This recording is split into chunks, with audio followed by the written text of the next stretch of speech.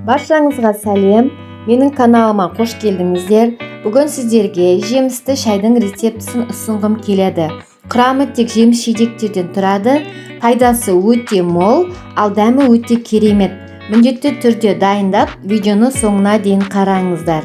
Шайдың құрамына қажетті заттар: апельсин, алма, нават, киви, қара шай, корица және жалбыз жапырағы.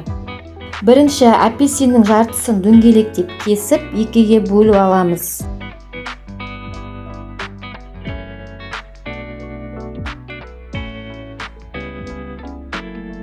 Кейін алманы көбек қылып кесеміз.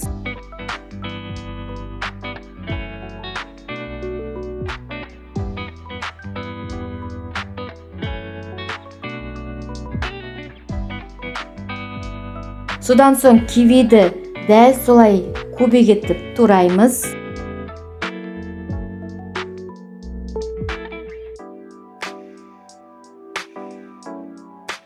Ең алдымен чайникке біздің апельсинімізді сығып саламыз.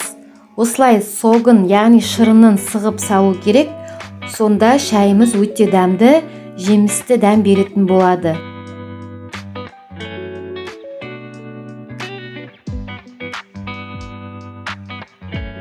Оның үстіне жалбыз жапырағын саламыз.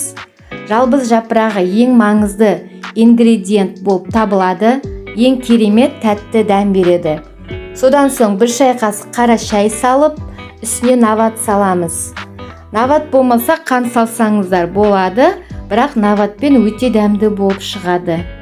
Бір шай қасық корица, үстіне кивиді саламыз.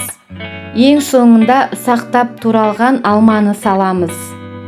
Алманы ұсақтап тураған дұрыс, сонда дәмі жақсы болып шығады.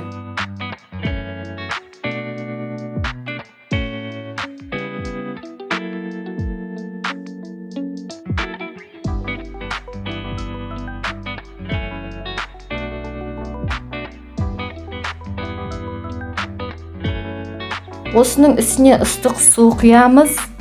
10 минутқа бұқтырып қоямыз. Кемінде 10 минут тұру керек. Дәмі шығып, түсі шығуы үшін шамамен 10 минуттай кетеді.